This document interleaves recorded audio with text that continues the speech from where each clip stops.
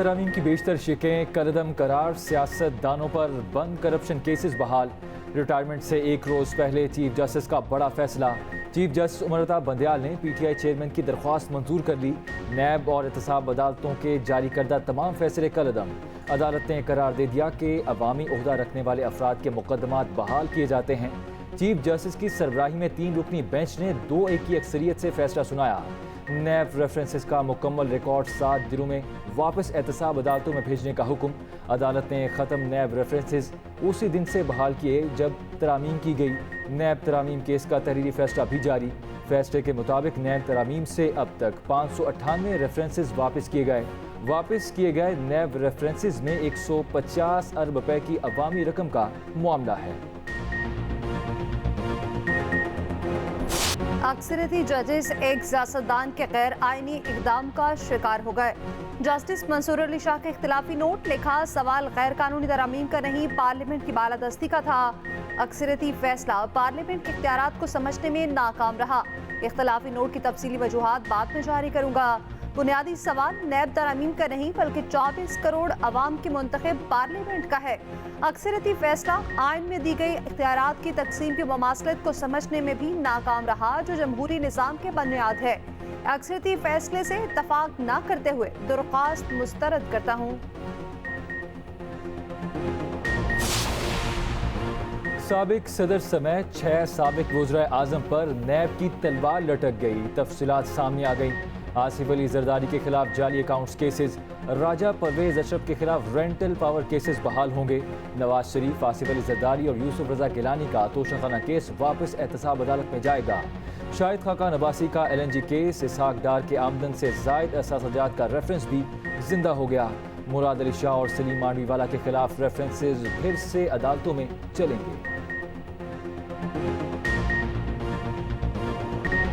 बिलावल भुट्टो साबिक इत्तेहादियों पर बरस पड़े, कहा एक इत्तेहादी मुश्किल में पाऊं बाद में गला पकड़ लेते हैं। लेवल प्लेइंग फील्ड की शिकायत एक सियासी जमात से है, किसी ने नवाज शरीफ से नहीं पूछा कराची में कितना वक्त गुजारा। एक जमात ने पीपल्स पार्टी के पंजाब से निकलने का फायदा उठाया। दिमाग से गलत फहमी निकाल दें, पीपल्स पार्टी एक सूबे की जमात है। जनरल पाशा और इफ्तिखार चौधरी ने साजिश करके पीपल्स पार्टी को पंजाब से निकाला। नैब का इदारा आमिर का बनाया हुआ है, इसे बंद कर देना चाहिए। नैब तरामीम पर सुप्रीम कोर्ट का फैसला मुतवक्के था। नैब कानून नया हो या पुराना, पीपल्स पार्टी सामना करने के लिए तैयार है।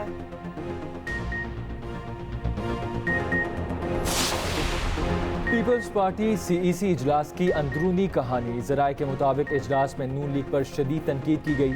अरकान ने कहा कि नून लीग ने हमेशा पीपल्स पार्टी की मुखालफत की। नून लीग का साथ देने से पार्टी का नुकसान हुआ। पीपल्स पार्टी को दीवार से लगाया जा रहा है। इजलास में बरवक्त इलेक्शन का मुतालबा जारी रखने पर इत्तेफाक। फैसला किया गया कि पंजाब और KP में अवामी राबिता मुहिम चलाई जाएगी।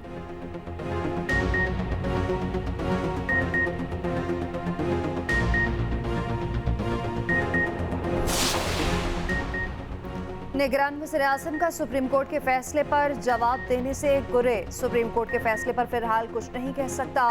निगरान वज़ीर-ए-आज़म अनवारुल्लाह काकड़ का सहाफ़ी के सवाल पर जवाब, कहा नैब तरामीम पर वज़ारत कानून के मौक़िफ़ के बाद जो भी फैसला हुआ शेयर करेंगे। इजाफा कर दिया जाता है, जिसके बाद बहुत सी ऐसी चीज़ें हैं जिनकी कीमतों में इजाफा हो जाता है, तो क्या उम्मीद की जा सकती है कि अब ये प्राइस यहीं पे रुकेगी या फिर आने वाले दिनों में मजीद इस तरह के बॉम्ब आवाम पर गिराएंगे? देखिए, ये डिपेंड करता है 2 चीजों पे। एक तो डॉलर को तो किसी हद तक हमने कंट्रोल किया है, और अगर ये डॉलर की पहले वाली ही पोजीशन होती तो पेट्रोल शायद जो 26 रुपए अभी बढ़ा है, ये शायद 30 रुपए भी क्रॉस कर जाता। दूसरा जो इम्पैक्ट है वो है इंटरनेशनल मार्केट का। उसकी आज ही सऊदी अरब के हवाले से भी ये खबर आई है कि सऊदी अरब ने जो अपनी ऑयल प्रोडक्शन पे कट लगाया था, उसमें कुछ मजीद अरसे के लिए तोसी कर दी है। अगर ये इसी तरह सिचुएशन रहती है कि जो ऑयल के जो बड़े प्रोड्यूसर हैं वो अपनी जो प्रोडक्शन है उसको लिमिटेड रखते हैं, उस तरह फुल कैपेसिटी पे उसकी प्रोडक्शन नहीं करते, तो डेफिनेटली इंटरनेशनल मार्केट में पेट्रोलियम की जो प्राइसेस हैं वो प्रेशर में रहेंगी। और फिर दूसरी तरफ चूंकि रशिया और यूक्रेन की वार भी है, उसका भी इम्पैक्ट है। तो अगर तो ये इसी तरह की पोजीशन रहती है, इंटरनेशनल मार्केट में ऑयल प्राइसेस बढ़ती रहती हैं, तो फिर तो आने वाले दिनों में भी कोई ऐसी उम्मीद नहीं है कि पेट्रोलियम की जो प्राइसेस है वो नीचे आ सके। हाँ, अलबत्ता अगर जो सऊदी अरब और इसी तरह जो दूसरे बड़े जो ऑयल के प्रोड्यूसर हैं वो जो ऑयल प्रोडक्शन पे कट लगाया है उसको वो खत्म कर देते हैं और अपनी मामूल के मुताबिक प्रोडक्शन लेके आते हैं, तो डेफिनेटली अगर सप्लाई जो है वो इंटरनेशनल मार्केट में पेट्रोलियम प्रोडक्ट की बढ़ेगी तो उससे मार्केट में इंटरनेशनल मार्केट में पेट्रोलियम की जो प्राइसेस हैं वो नीचे आएंगी।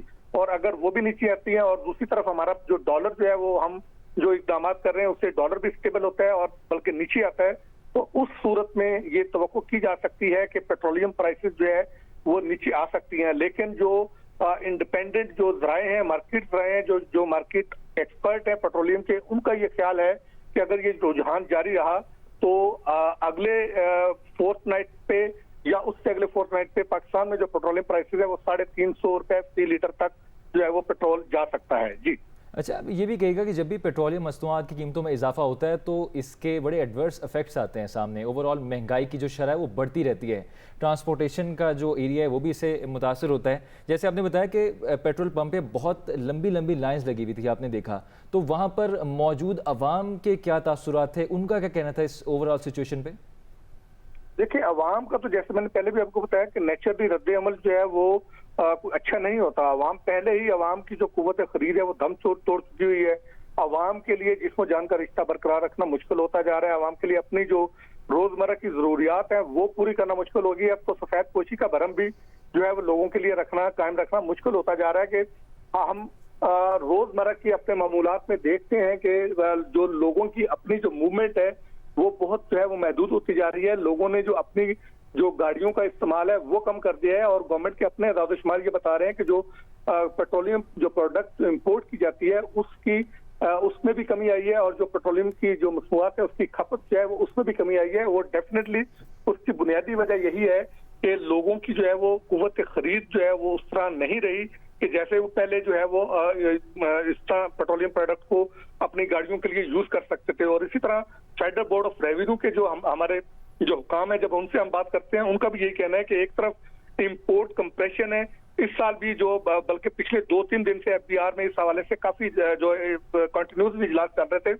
उनका ये कहना था कि हमें पेट्रोलियम प्राइसेस जो पेट्रोलियम की जो प्रोडक्ट होती हैं उससे अच्छा खासा जो है वो रेवेन्यू आता है, रेवेन्यू में उसका शेयर काफी है। एक तरफ इंपोर्ट जो है वो कंप्रेशन हो रही है और जो बजट में टारगेट जब रखा गया था तो ये कहा गया था कि 32% के करीब ग्रोथ जाएगी, लेकिन 2 महीने में जो डिवैल्यूएशन है, जीडीपी है और जो इंपोर्ट है ये सारा मिला के 12% हुआ है, 20% का शॉर्टफॉल है। और उनकी ये कैलकुलेशन है कि अगर ये इसी तरह बरकरार रहा, ओवरऑल अगर इंपोर्ट कंप्रेशन का 10% का इम्पैक्ट आता है तो 900 अरब रुपए का रेवेन्यू का शॉर्टफॉल आएगा। तो अभी से वो स्ट्रेटेजी बना रहे हैं कि ये 900 अरब का अगर रेवेन्यू का शॉर्टफॉल आता है तो